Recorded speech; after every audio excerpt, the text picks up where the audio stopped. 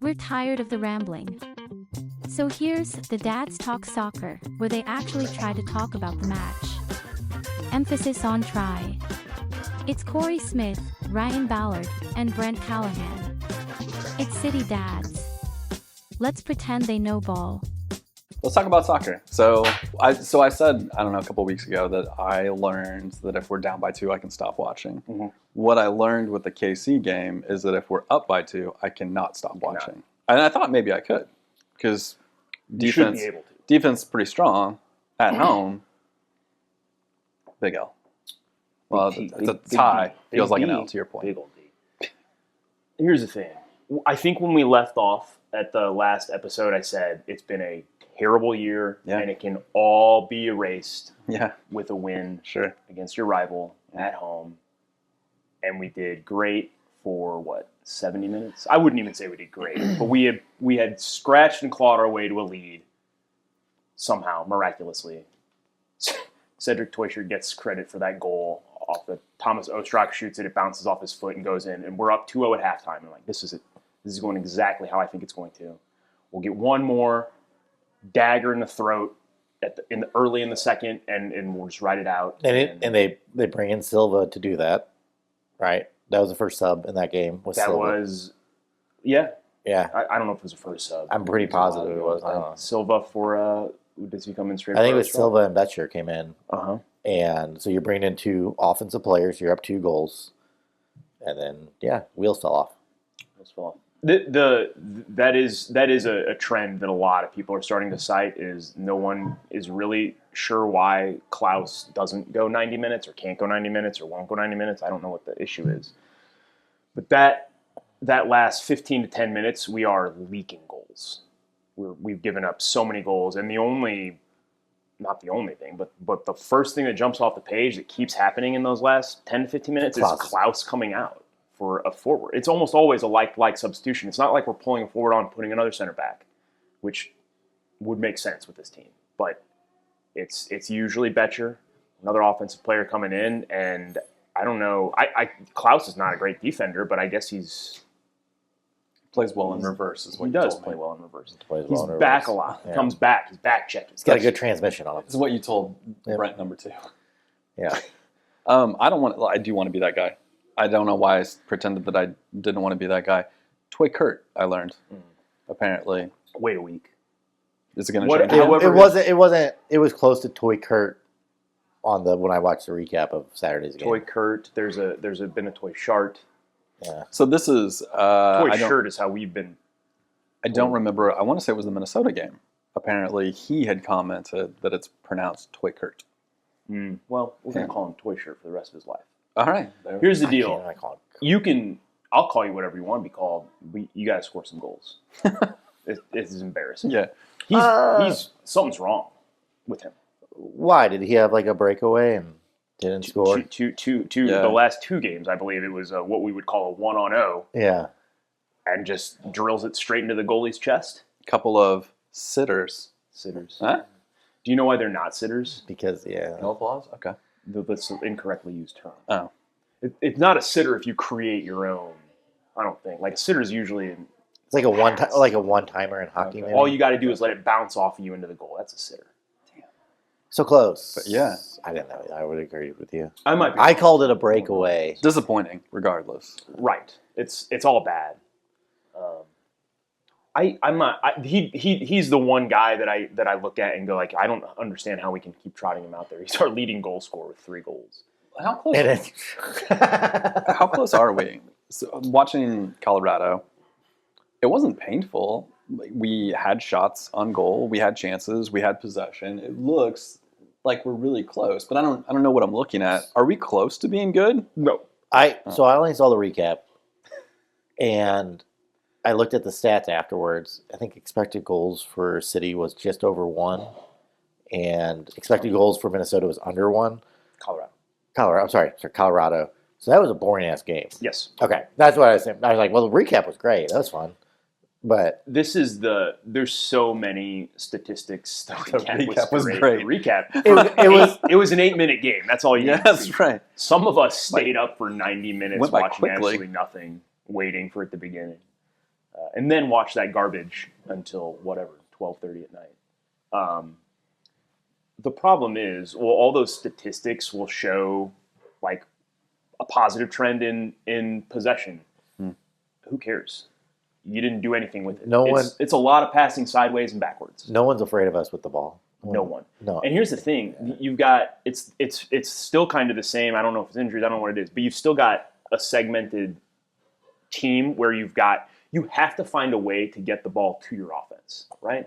Like that's a common. We understand that. Okay. It's going to start back here. Do we? It's going to start with your Josh Yaros, with your Kyle Heberts, with your Timo Baumgartels, and those guys have to figure out a way to get it to Hartle, who's usually 50 yards away, and they cannot do it. They cannot figure it out. Those guys get the ball, and it's just panic, terror, pass it sideways, pass it backwards. Is that why I keep seeing Hartle on 50-yard sprints with the ball himself? I got it, guys. So those offense will then get frustrated, and they keep dropping back. So now your offense is pushing back in your midfield. Your midfield is going to push back in your defense. And when you finally get the ball to Marcel Hartel, he's at midfield. It's not a real dangerous spot. Switch topics just a little bit. You mentioned there's a delay for Colorado. Much like, how many games have gone by since we recorded last? 7 games? Yeah. We have talked about St. Louis being a great city for fans and constant sellouts. 15 people in Colorado watching that game. Minnesota wasn't much better. And I know that there was like a cup game in there. Maybe that makes a difference. But like really opened my eyes to the fact that, man, we do have a good thing here. Let's not fuck it up. We've got support. And we're on the verge of fucking it up. It's not a given, though. If the whip's cracking here a little bit, and I think you're not seeing because let's be real, a lot of people signed up for 3-year deals. Season ticket holders, like our club offered like a lock-in rate at 3, and I think a lot of people took it, and that 3-year ends this year. Yeah. So that's what I wanted to talk about, the whip cracking in the 2 weeks that we've been gone. A lot of rumors about changes, right? Yeah. Where do we stand as of today on likelihood of change in management? 100%. I think someone has to lose their job. If they continue on this trend. What was the stat you sent this morning to me? What was it? Let me pull it up. St. Louis City has played from a losing position for 289 minutes this season, 3+ full matches cumulatively. They've scored 1 goal during that time. 1 goal. So when you're losing, knowing that if nothing else happens, you're getting 0 points from this game.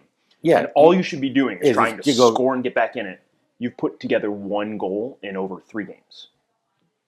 So because we're talking about management changing that tells me you're inept. Yes. There's no offense to be had on this team. I don't know who you fault outside of the coach. Yeah, I don't know. It just when I read that this morning, I was like, what the fuck? Like, are you serious? Like, that's insane. Why? Yeah, it's the equivalent. You're down 2-0. You have no point. Pull the fuck. It's not. I only refer to hockey stuff.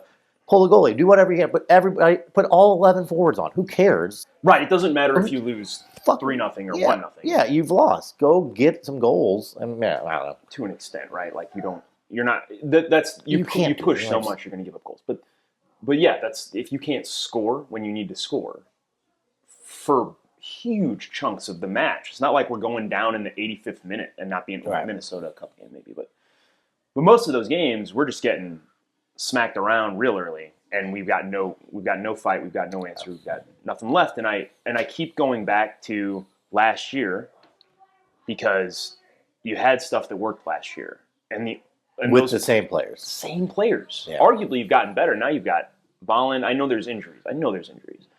But here's the other thing I thought about is after Kansas City, who, by the way, at the press conference said, "Can we play them every week?" I think was Jovelic's. I wish we could play these guys every week. That's awesome, and that's fair. Right? Yeah, he should get to say that because you don't give up 2-goal leads in soccer. There's like a running tally of someone keeps. There's a Twitter follow of MLS teams that have choked on 2-goal leads. Okay, and it has a running of who's done it every season. Sure. And if you end up on that, it's really bad. If you end up on that twice, your coach is getting fired. Like there's no justification, no excuses for losing a 2-goal lead, especially at home, especially against your rivals. What can we come up with a term for it? Shit in the bed. Olafing? Olafing. Not yet. He's only done it once. I think Carnell did it twice before he got fired last year. Still so gorgeous. About those. So I wondered, we've got San Jose, and we'll look ahead a little later. We've got San Jose next week. We've got Portland the week after, and then the Galaxy. Galaxy looks nice. That sounds good. 2 really tough games, and then the Galaxy. Does Olaf just hope he makes it to Galaxy and be like, come on, just give me the Galaxy and prove I can beat the worst team? I thought he'd be gone. I did too. And I think at this point, management has to come out and either say he's got a game or he's got the year. If you're going to give him the year, that's fine. Just let me know. So we can stop talking about it. Right, yeah. Hey, look, injuries. So he doesn't have to keep thinking about it. Yeah, injuries happened. Also, the players. Like it's hard to play for a guy who's dead man walking, right? Like he's like, what am I like? He's out here going, I need these guys to buy in. I need these guys to buy in.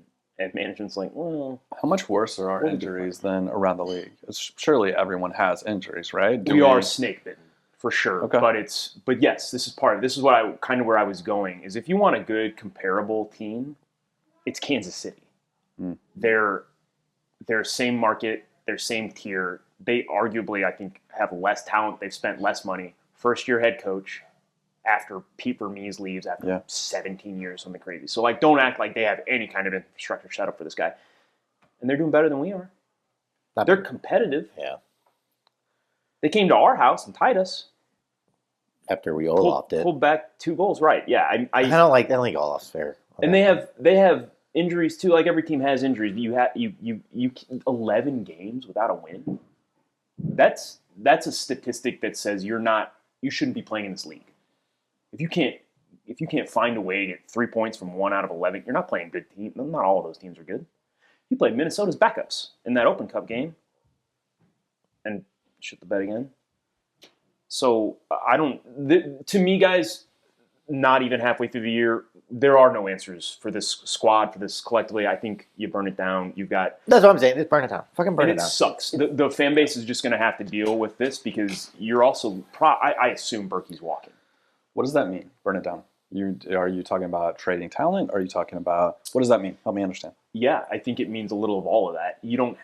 There's not much trades to be had in soccer. You're going to have to...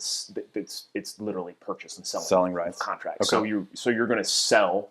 These players that you brought in. Players.